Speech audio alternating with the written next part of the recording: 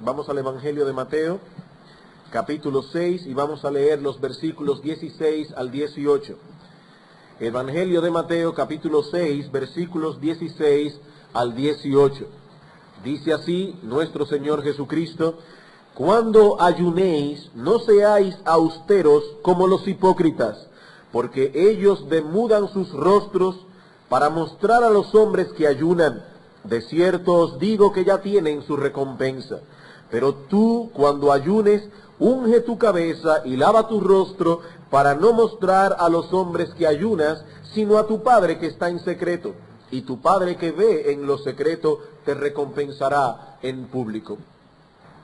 Hace ya unos meses atrás habíamos iniciado el estudio del capítulo 6 de Mateo dentro de nuestra serie de exposiciones en el Sermón del Monte. Y vimos que este capítulo abre una nueva sección dentro del sermón completo. En el capítulo anterior, es decir, en el capítulo 5, encontramos una descripción de lo que el cristiano es en las bienaventuranzas y la relación de ese cristiano con el mundo que le rodea y con la ley de Dios. Ahora, en el capítulo 6, vemos a ese mismo cristiano en el desenvolvimiento de su vida religiosa y en el desempeño de su vida práctica.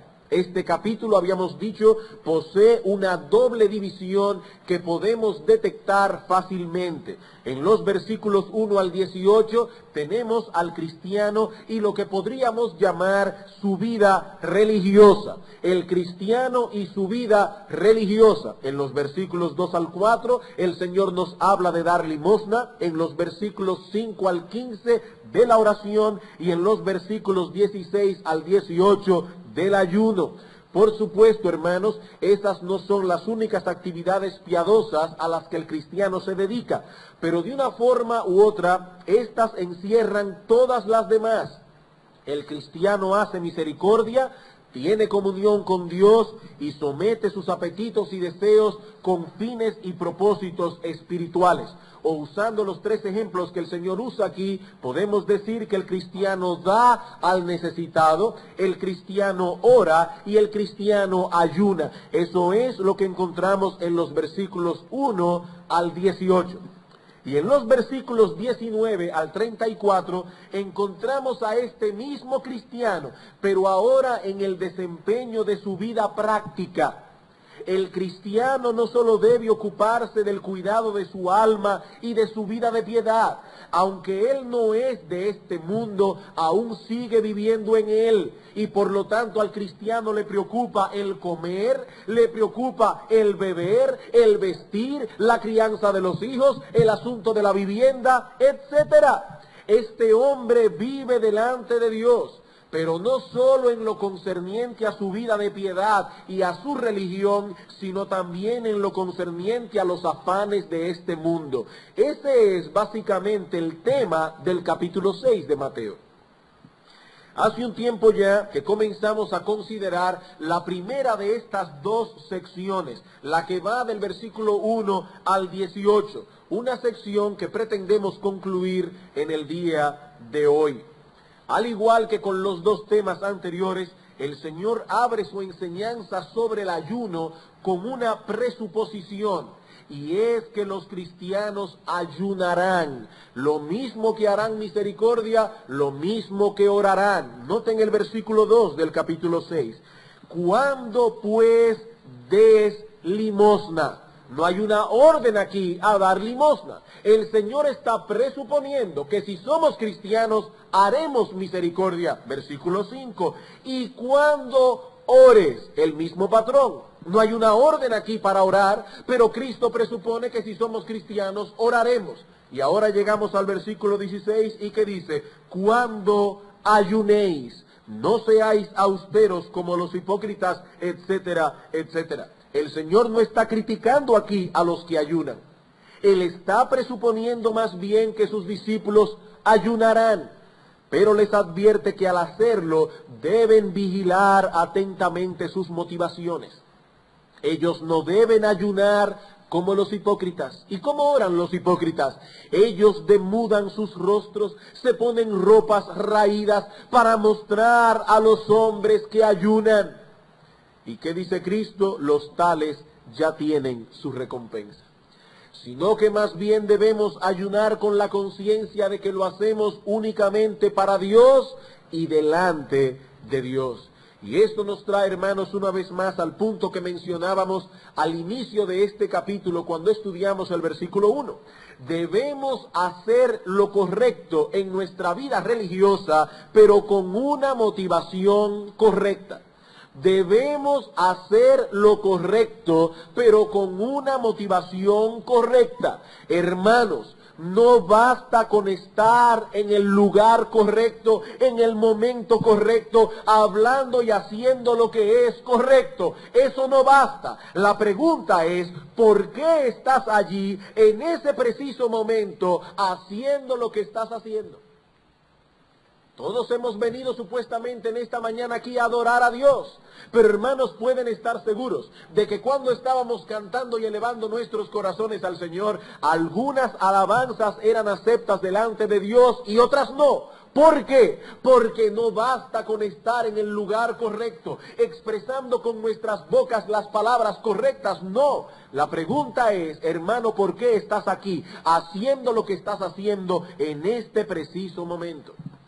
El pecado es algo tan sutil que nos persigue hasta las puertas mismas del cielo. Y cuando nos disponemos a venir delante de Dios en oración, o aún en oración y ayuno, el pecado que mora en nuestro interior nos perseguirá hasta allí, y si nos descuidamos, terminaremos adorándonos a nosotros mismos, terminaremos centrando nuestros pensamientos en nosotros mismos, en vez de adorar a Dios y centrar nuestros pensamientos en Dios. Esa es básicamente la enseñanza de esta primera sección del capítulo 6. Nuestra vida de piedad debe ser vivida delante de Dios, no delante de los hombres. Debemos hacer misericordia delante de Dios. Debemos orar delante de Dios. Debemos ayunar delante de Dios. Nunca sobreenfatizaremos esto más de lo debido, porque siempre corremos el riesgo de ser atrapados por esa tendencia que hay en nosotros a la autopromoción y por esa búsqueda de alabanza humana. Ese es un mal contra el cual tendremos que luchar hasta que seamos librados de este cuerpo de muerte a través de la muerte del cuerpo.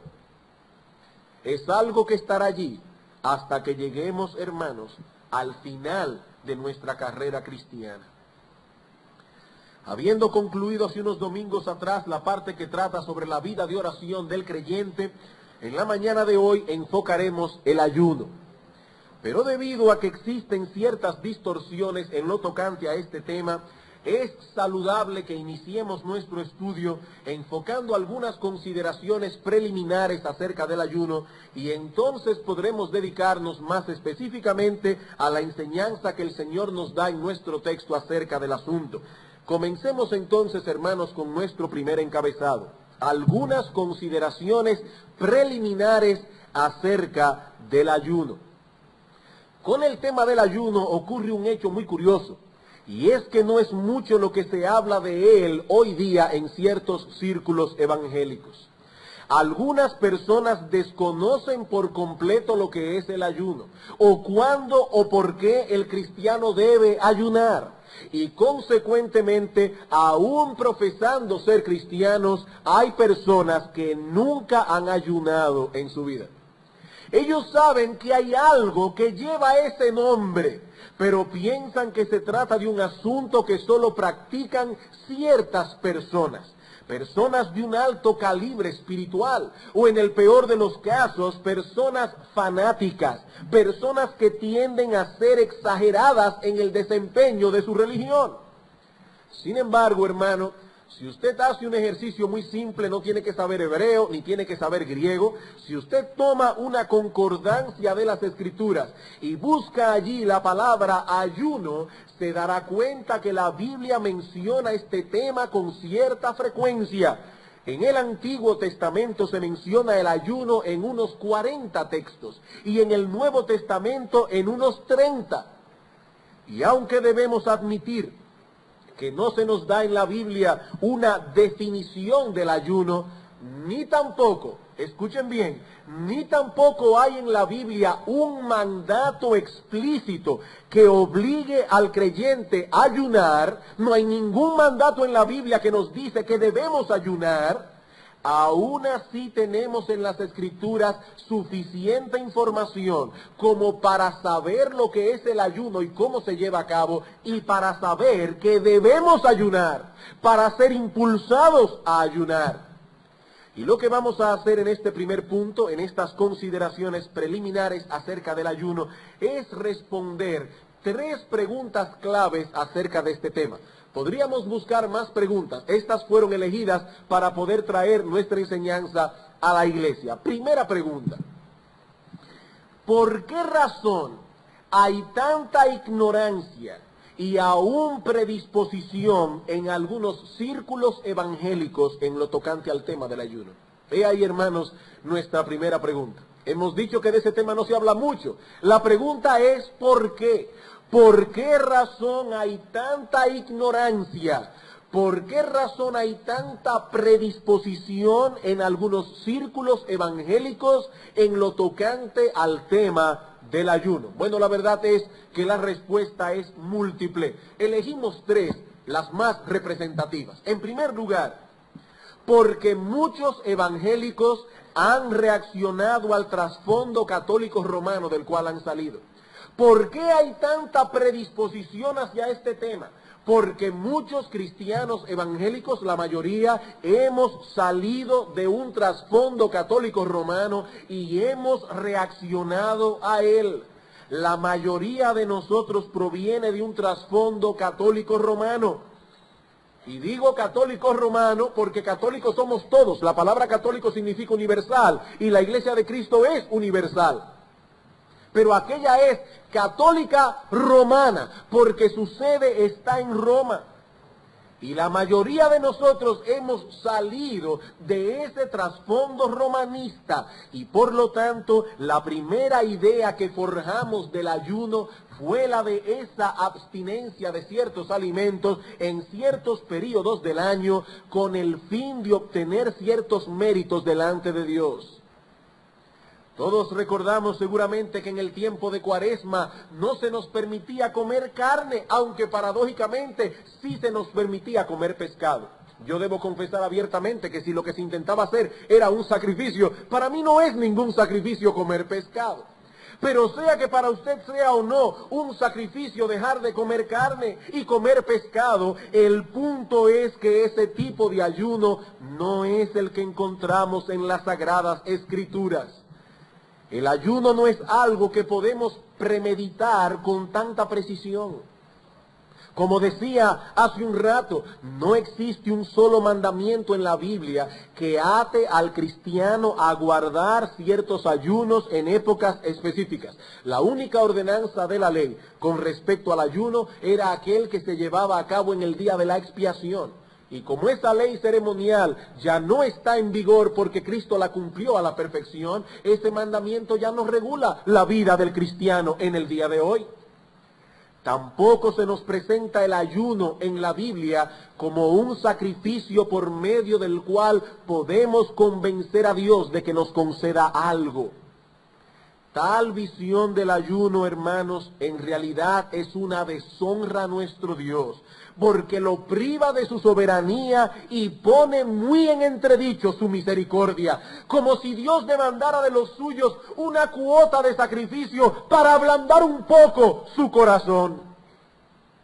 Ahora bien, esta es la visión que muchos tenían del ayuno antes de conocer a Cristo. Debido a su trasfondo romanista, veían el ayuno como un sacrificio que ganaba méritos, ganaba puntos delante de Dios.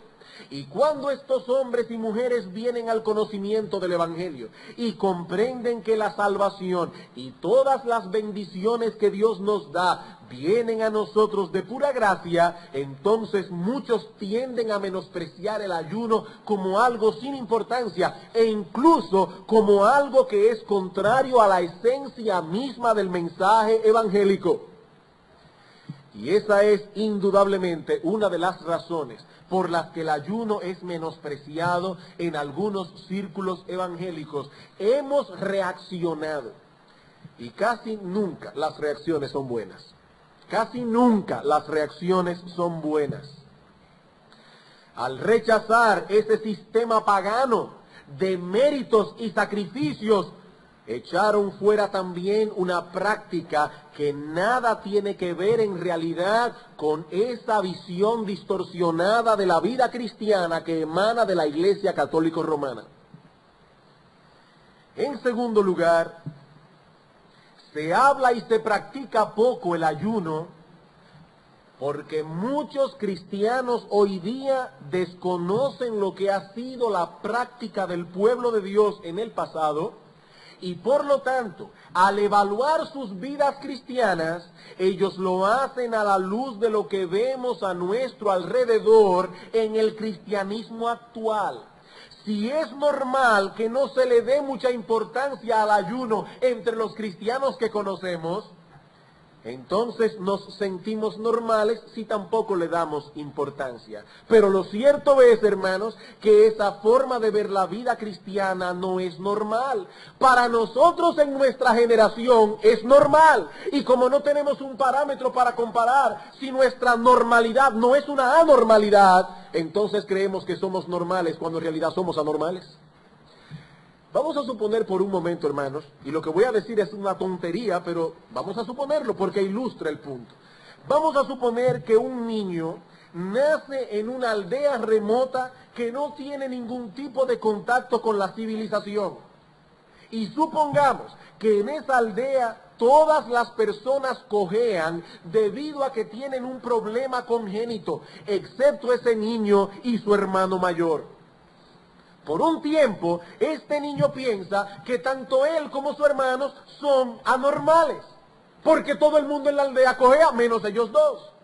Hasta que un día llegan unas personas civilizadas a la aldea, y el niño observa asombrado que estas personas caminan igual que él y que igual que su hermano. Ellos no cojean. Y el niño se dirige presuroso a contarle a su hermano lo que ha visto.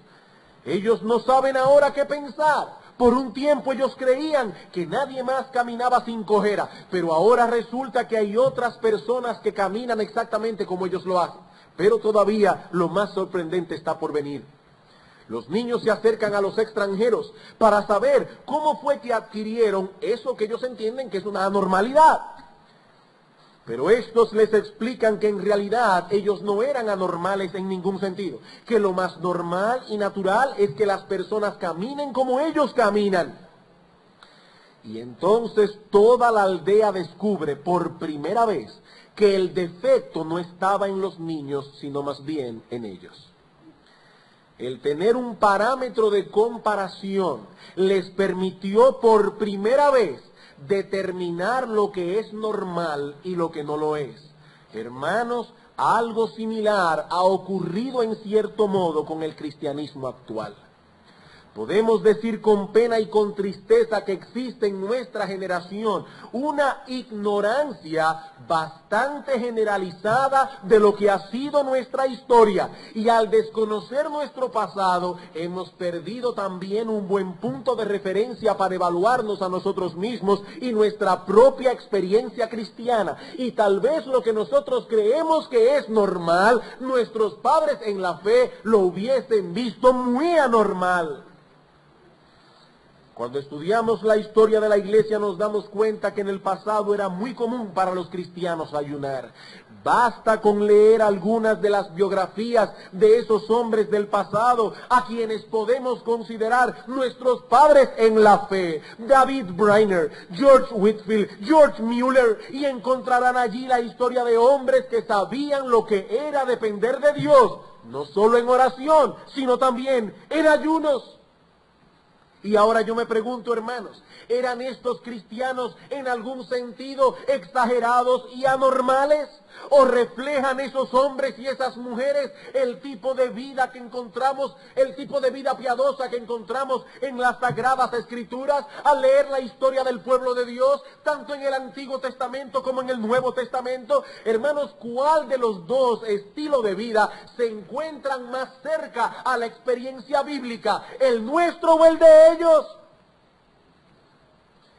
Cuando los hijos de Israel fueron vencidos por los de Ai, ¿qué hizo Josué junto con los ancianos de Israel? Que expresaron su aflicción delante de Dios en ayuno y oración. Josué capítulo 7, versículo 6. Lo mismo hizo David cuando aquel hijo que tuvo con Betsabé enfermó gravemente. Segunda de Samuel capítulo 12, versículo 16. Hasta el malvado Acab ayunó al escuchar la terrible sentencia que Dios pronunció sobre él y sobre su casa a través del profeta Elías. Nehemías ayunó al escuchar el estado deplorable en que se encontraba la ciudad de Jerusalén, Nehemías 1:4. Y lo mismo hicieron los israelitas en el tiempo de Esther ante la amenaza de Mardoqueo en Esther capítulo 4, versículo 6. Y lo mismo hizo Daniel en Babilonia, Daniel 9, Daniel 10. Y los ninivitas cuando escucharon la predicación de Jonás.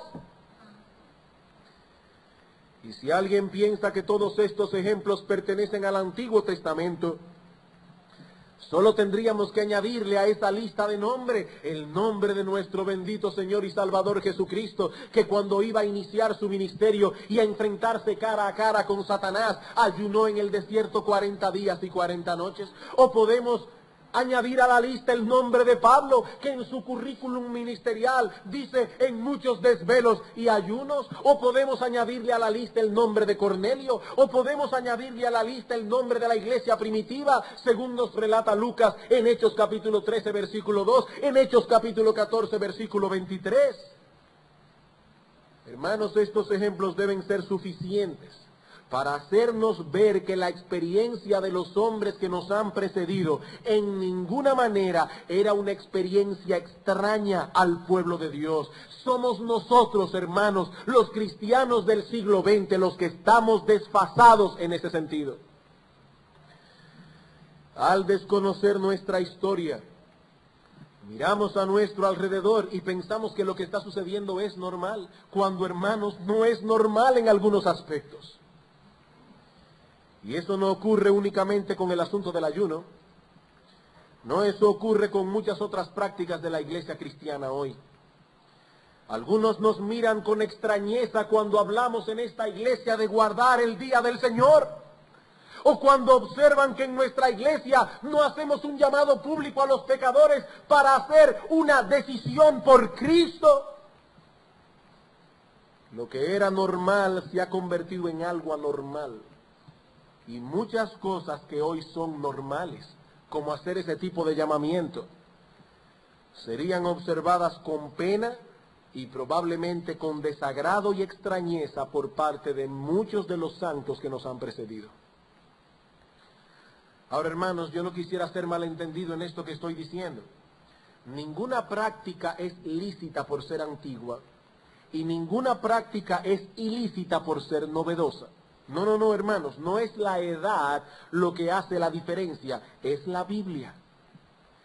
Pero si pusiésemos una mayor atención a la historia de la iglesia, nos beneficiaríamos de la obra que el Espíritu Santo ha estado haciendo en la iglesia a través de los siglos y nos pondríamos en guardia para no permitir que ninguna novedad extrabíblica encuentre cabida en medio nuestro. Hermanos, la iglesia cristiana no nació ayer. La iglesia cristiana tiene 2000 años de historia y en esos 2000 años el Espíritu Santo ha estado presente guiando al pueblo de Dios a la verdad, sobre todo en aquellas épocas en que su presencia se ha manifestado en una forma más clara y evidente. Épocas que deben ser un modelo para nosotros. El tiempo de la Reforma, la época de los puritanos, la época de los grandes avivamientos en el tiempo de Jonathan Edwards, en el tiempo de George Whitefield.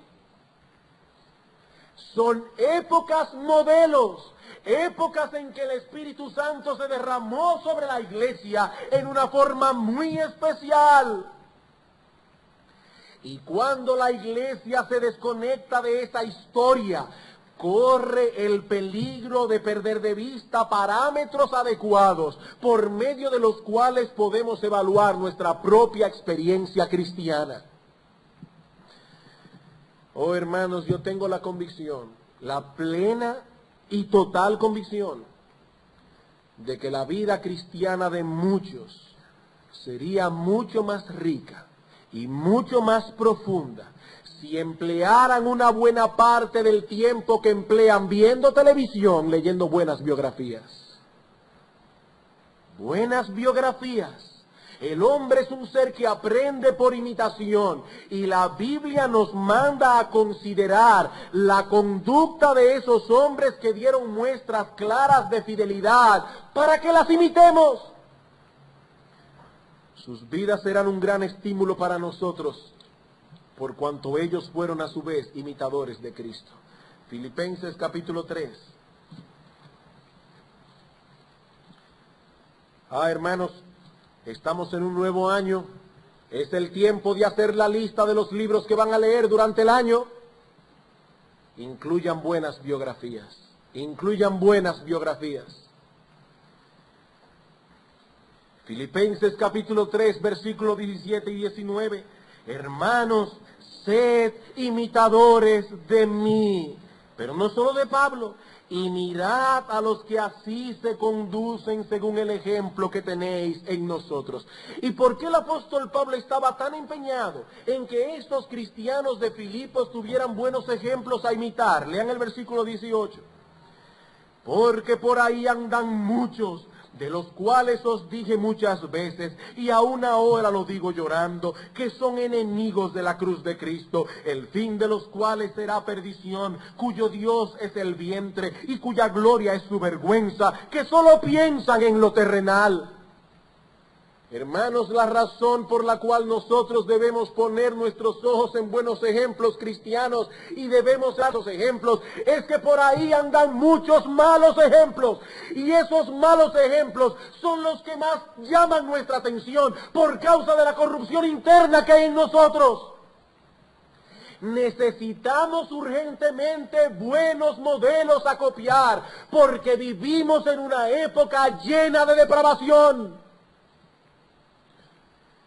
Hebreos capítulo 13.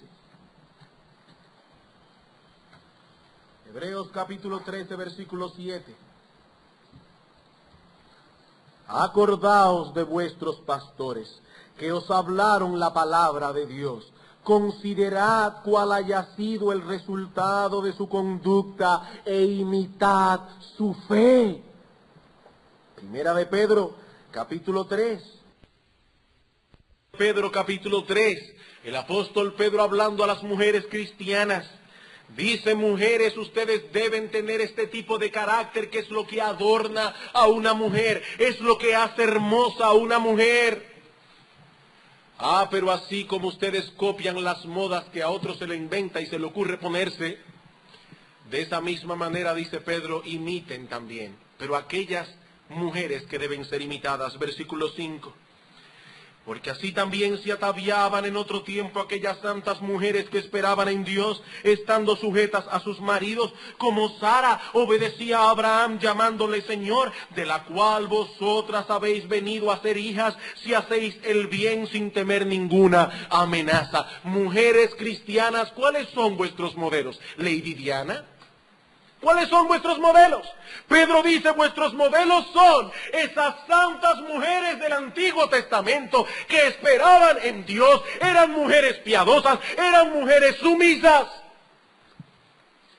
Mujeres que excedieron en su fe, en su piedad y en su confianza en Dios. He ahí, hermanas, ¿cuáles son vuestros modelos? ¿Cuáles son vuestros modelos? Pero hay una razón más que podemos mencionar para explicar el porqué de esa ignorancia y esa predisposición actual contra el ayuno. Ya mencionamos nuestro trasfondo católico romano. Ya mencionamos ese divorcio que hay entre la historia de la iglesia y nosotros hoy. Pero ahora añadimos en tercer lugar el hedonismo predominante de nuestra época. El hedonismo predominante de nuestra época. Vivimos en una época muy sensual. Una época en la que se sobreenfatiza la búsqueda de deleites. Eso es hedonismo. Una época donde todo lo que huele a sacrificio tiende a ser rechazado y aún ridiculizado. Hermanos, yo no estoy en contra de ninguno de los progresos que el hombre ha hecho. Siempre he dicho que me alegro de vivir en el siglo XX, que uno se puede levantar por la mañana, abrir un grifo en el baño y sale el agua. No hay que tomar un cubo, ir a un pozo y traer el agua a la casa. ¡Qué época más fantástica nos ha tocado vivir! Pero ¿acaso no es cierto que todas las comodidades del siglo XX nos han hecho personas flojas y que todo lo que huele a sacrificio, todo lo que incluye cierta cuota de sacrificio, tendemos a rechazarlo y tendemos a ridiculizarlo? Porque es una época que ha traído consigo un fuerte hedonismo. Nuestra mayor preocupación es la de cómo divertirnos. ¿Cómo divertirnos? Si estoy cansado, necesito diversión para poder descansar. Pero si tengo vacaciones, necesito diversión para poder usar bien las vacaciones. Diversión, diversión. Quisiéramos hacer de nuestra vida una especie de parque de diversiones, del cual solo salimos para ir a trabajar. ¿Y para qué trabajamos? Para producir dinero y así poder volver al parque otra vez.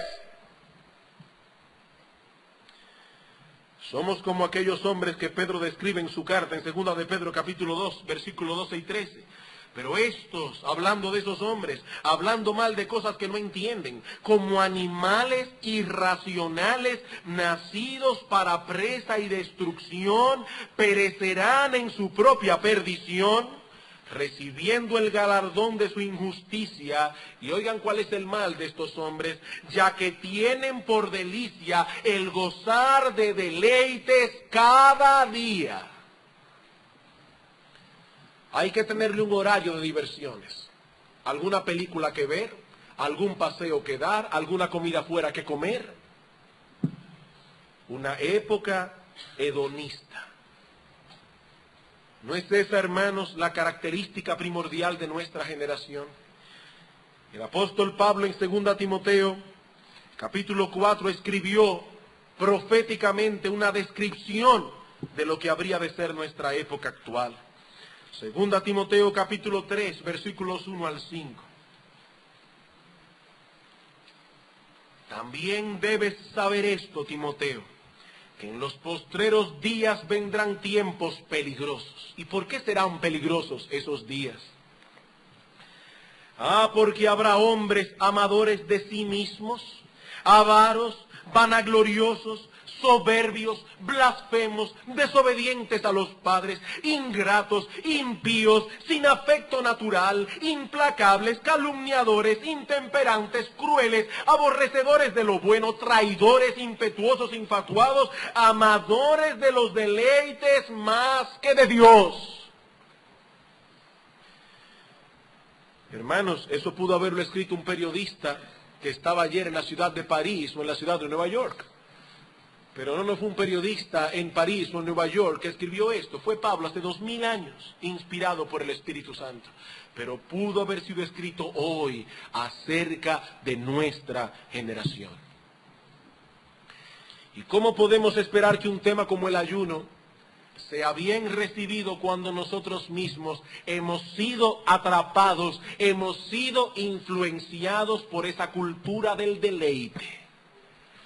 Si empleamos más tiempo libre viendo televisión que leyendo buenos libros, si preferimos perder el tiempo en conversaciones livianas que sostener conversaciones santas, serias y edificantes, si le huimos a la soledad porque no nos gusta meditar ni nos gusta pensar,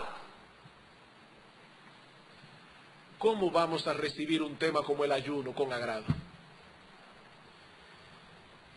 He ahí, hermanos, algunas de las razones por las que hoy día el tema del ayuno es descuidado y aún menospreciado. Pero Cristo da por sentado en nuestro texto que los suyos ayunarán, y aunque no lo ordena, lo presupone. Y yo me pregunto, hermanos, ¿nos dejaremos dominar por nuestra cultura? ¿Nos dejaremos dominar por nuestros prejuicios? ¿O tomaremos la determinación de vivir vidas cristianas más profundas, más genuinas? Hermanos amados,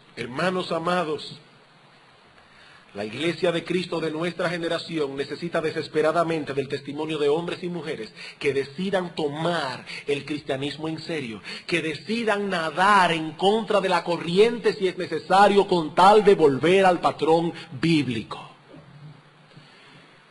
Algunas personas piensan, ¿qué tanto es que estos pastores mencionan a los puritanos? Hermanos, tenemos que volver a nuestras raíces. Aún sea nadando en contra de la corriente, tenemos que volver al patrón bíblico.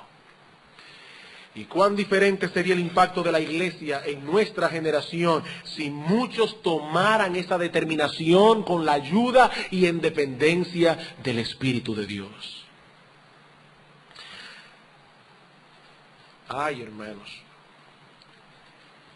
déjenme ver cómo yo sigo.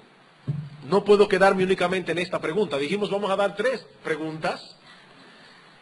Hay 2 interrogantes más que debemos responder antes de pasar a considerar el texto. Ya hemos visto en primer lugar por qué el ayuno es tan descuidado. No se preocupen, yo no lo voy a tener aquí hasta la tarde. ¿Por qué el ayuno es descuidado en muchos círculos evangélicos en el día de hoy? Ahora debemos preguntarnos en segundo lugar, ¿y qué es el ayuno? ¿Qué es el ayuno? Hemos estado hablando del ayuno. Pero puede ser que algunos se estén preguntando aún, ¿pero eso realmente qué es? Bueno, y aquí algunas definiciones. Alguien ha dicho que se trata de una abstención temporal de la comida y la bebida acostumbrada por razones devocionales.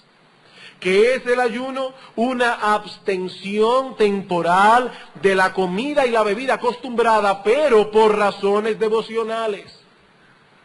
Y Donald Whitney, en un tono similar, escribió, es una abstinencia voluntaria de tomar alimentos por un propósito espiritual. La palabra ayuno significa literalmente no comer, pero el asunto es más profundo que ponerse a dieta. Incluye la abstención de comida, pero no como un fin en sí mismo, sino más bien como una expresión de humillación y aflicción delante de Dios. Si no hay un propósito espiritual de por medio, la abstinencia deja de ser ayuno en el sentido bíblico para convertirse simplemente en una dieta o en un sacrificio. Hermanos, debemos luchar contra todo pensamiento que nos lleve a ver el ayuno o cualquier otra manifestación de devoción como algo mecánico. Debemos luchar contra este pensamiento.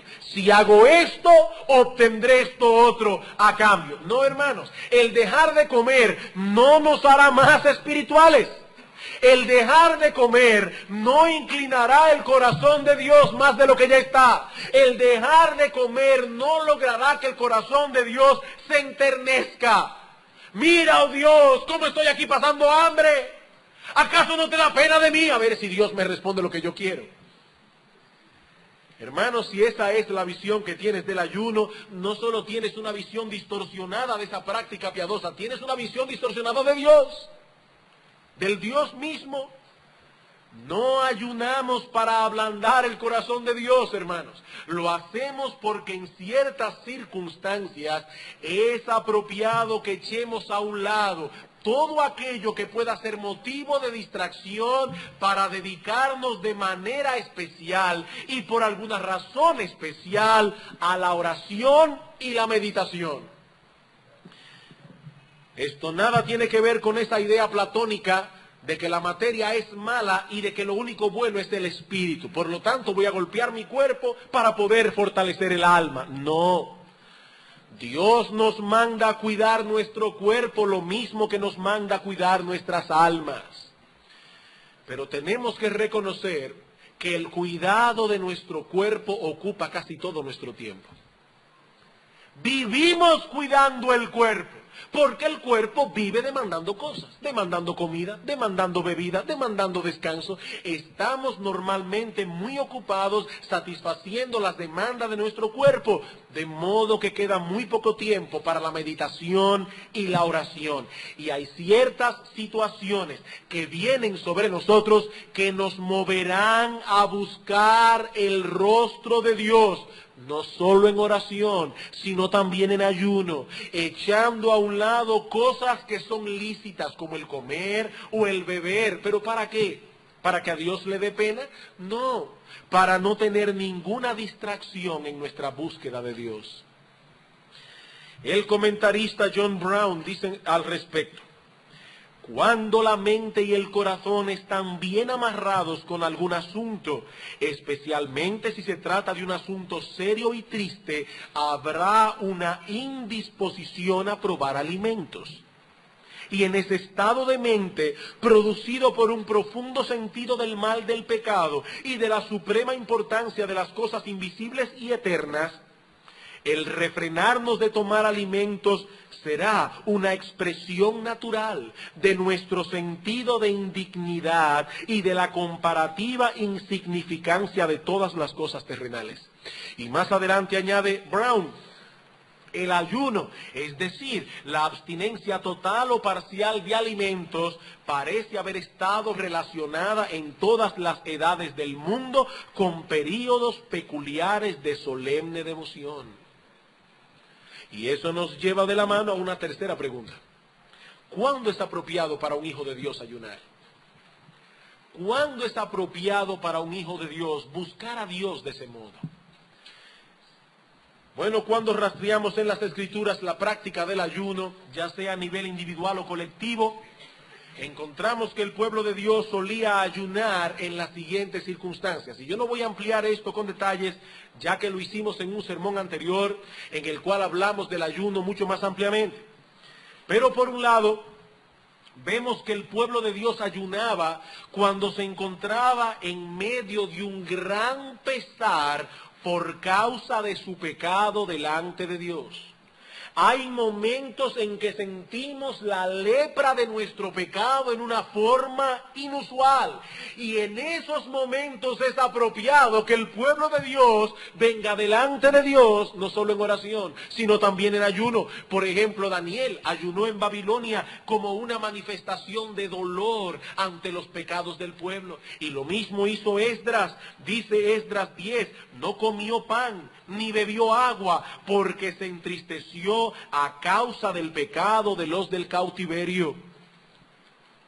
También ayunaban en segundo lugar como una manifestación de profundo dolor, ya no por el pecado, sino por circunstancias adversas de la vida, como cuando David se enteró de la muerte de Abner, que cuando le ofrecieron comida dijo: así me haga Dios y aún me añada, si antes de que se ponga el sol gustare yo pan o cualquier otra cosa. David estaba dolido en su corazón. En las Escrituras encontramos también al pueblo de Dios ayunando en medio de circunstancias difíciles, como cuando fueron atacados por Moab y Amón en los días de Josafat. Dice que vino un ejército sin número para exterminar al pueblo de Israel. ¿Qué hizo el pueblo? Hombres, mujeres, niños.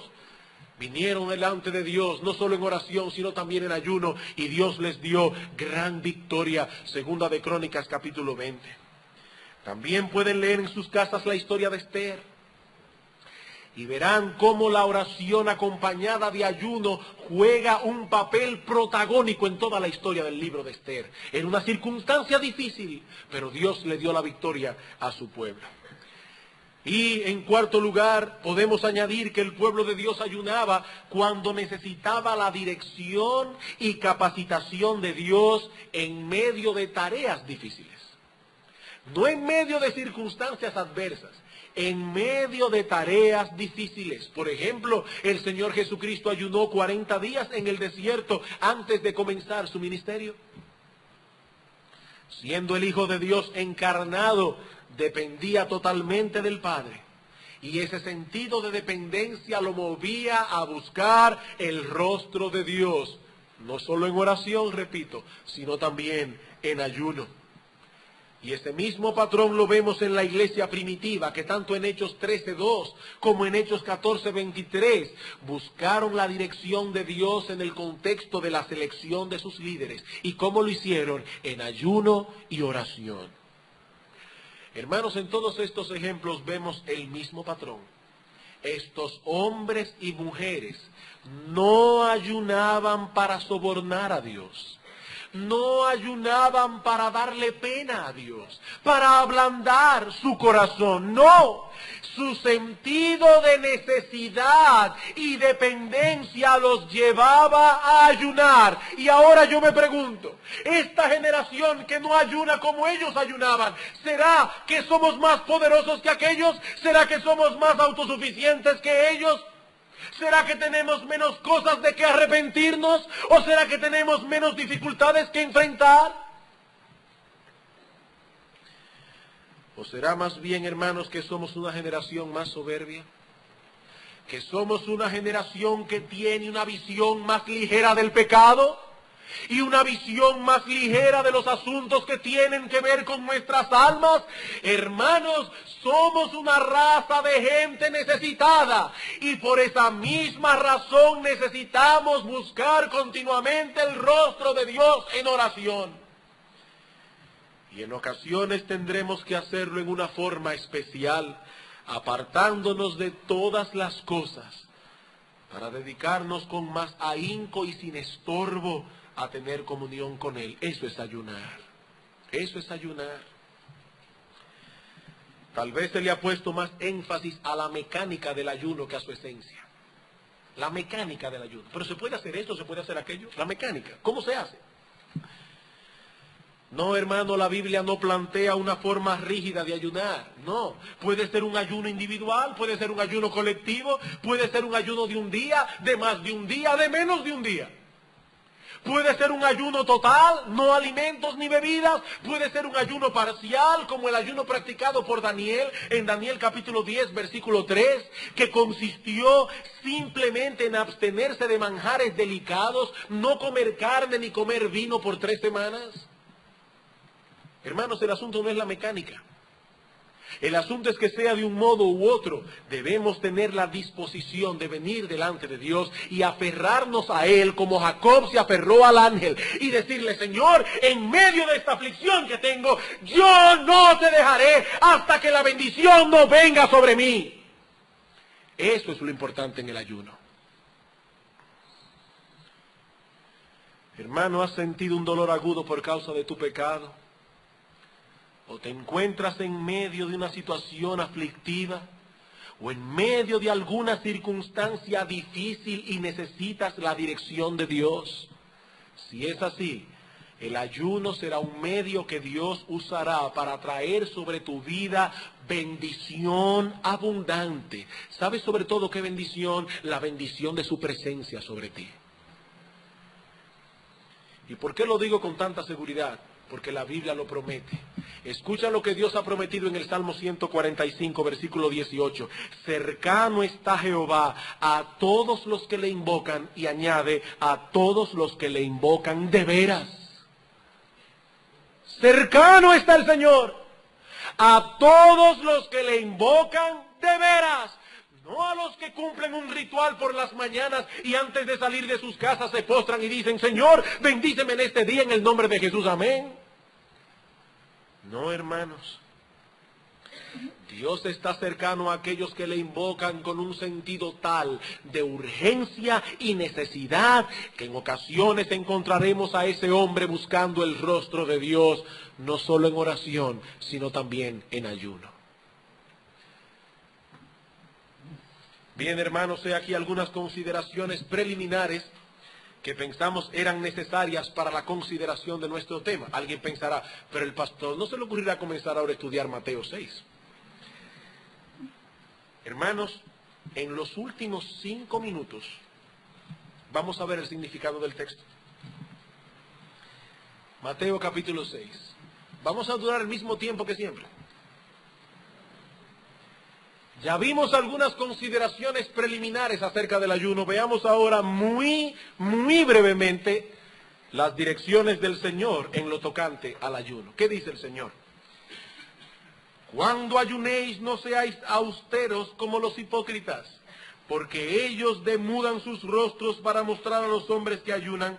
De cierto os digo que ya tienen su recompensa. Pero tú, cuando ayunes, unge tu cabeza, lava tu rostro, para no mostrar a los hombres que ayunas, sino a tu Padre que está en secreto, y tu Padre que ve en lo secreto te recompensará en público.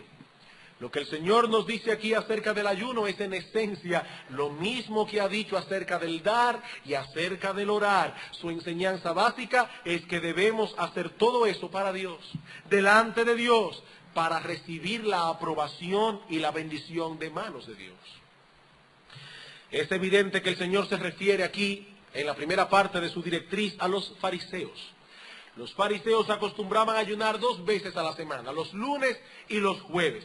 Y esto así de acuerdo con una tradición que decía que Moisés había subido al monte Sinaí un jueves y había descendido un lunes. Y en esos 2 días de la semana hacían todo lo posible porque los demás supiesen que estaban ayunando. Demudaban el rostro, no se untaban aceite como era lo usual, no se lavaban la cara y se ponían en las esquinas de las calles y la gente decía, wow, cuánta piedad. Mire, ese pobre hombre se está muriendo de hambre. Antes que afligir sus almas delante de Dios, los fariseos afligían sus cuerpos como un vehículo de propaganda que llenaba sus almas de orgullo. Una total contradicción. Y el Señor nos dice que al hacerlo de ese modo, obtenían su recompensa. Lo que desean es publicidad, ya la tienen, pero no tendrán nada más. ¿Cómo debemos ayunar? En cambio, debemos hacerlo para Dios. Hermanos, el énfasis del texto no recae en el hecho de que sea en secreto, sino de que se haga para Dios, delante de Dios. ¿Qué dice Cristo? Versículo 17. Cuando ayunes, unge tu cabeza y lava tu rostro. En ese tiempo era natural ungirse la cabeza, lavarse la cara. Por lo tanto, la enseñanza del Señor a sus discípulos se resume en esto. Cuando ayunes, sé natural. Cuando ayunes, sé natural. No estés pendientes a las otras personas, sino de buscar el rostro de Dios y Dios te bendecirá. Versículo 18, a la mitad. Tu Padre que ve en lo secreto te recompensará en público. No hay ningún problema que un esposo creyente le comunique a su esposa creyente que tiene planes ese día de orar y ayunar. Eso no va a ser darse publicidad. No, hermanos. Esto es enterar a la esposa de algo que va a afectar ese día el asunto de la casa. Resulta que ese día ya le hizo un banquete y usted está en su cuarto orando. No, hermano, eso no es práctico. Eso no es darse publicidad. Es decirle, mira, mi amor, en el día de hoy yo pienso, tengo algunas cosas que pensar, pienso apartarme en este día para estar en la presencia de Dios. No se sobreenfatiza la palabra secreto. El asunto es que se haga delante de Dios.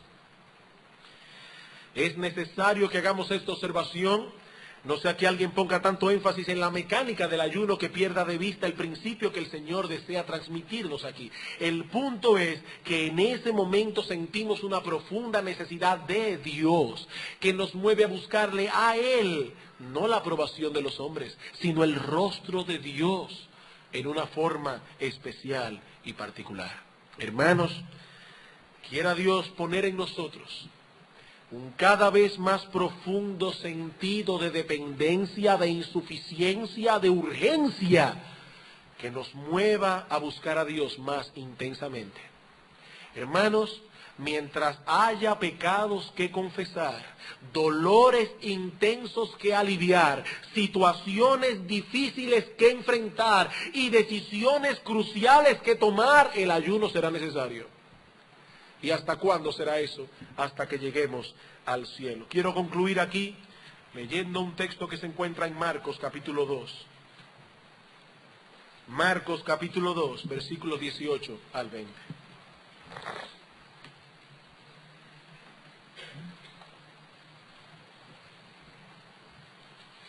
Y los discípulos de Juan y los de los fariseos ayunaban.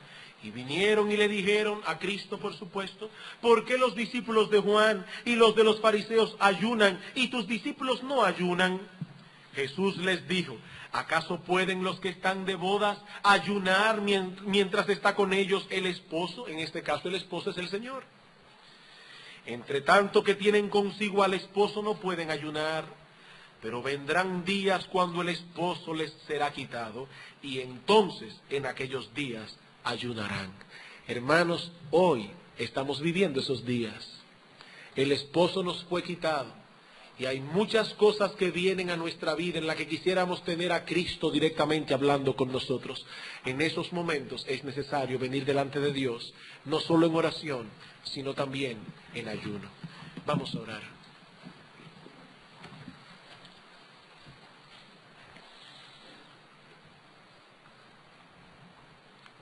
Qué bueno eso, Señor, que nosotros podemos ampararnos en tus promesas, porque son fieles y verdaderas. Y tú nos has dicho en tu palabra que tú estás cercano para aquellos que te invocan, para aquellos que te invocan de veras. Oh Dios, nosotros queremos pedirte en esta mañana que tú aumentes nuestro sentido de necesidad, que tú aumentes, oh Dios, nuestro sentido de insuficiencia, para que eso nos obligue a buscar continuamente tu rostro en oración. Oh Padre, pero enséñanos la disciplina de abstraernos también en ciertas ocasiones de todo lo demás, para dedicarnos en una forma especial a buscar tu rostro sin distracción. Oh Dios, líbranos del hedonismo, de la influencia del hedonismo de nuestra época. Líbranos, oh Dios, de ser como aquellos hombres que como animales irracionales solo buscan el gozar de placeres y deleites cada día. Enséñanos, oh Dios, a negarnos a nosotros mismos y a vivir enteramente para ti. Oh Padre, levanta en medio nuestro una generación de hombres y mujeres con una profunda piedad. Levanta en medio nuestro, oh Dios, hombres y mujeres como aquellos hombres que tú levantaste en aquellas épocas gloriosas de la historia de la iglesia. Concédenos, oh Dios, que nosotros podamos ver esas épocas otra vez. Ayúdanos, oh Padre bueno, te lo imploramos en nombre de nuestro Señor Jesucristo. Amén.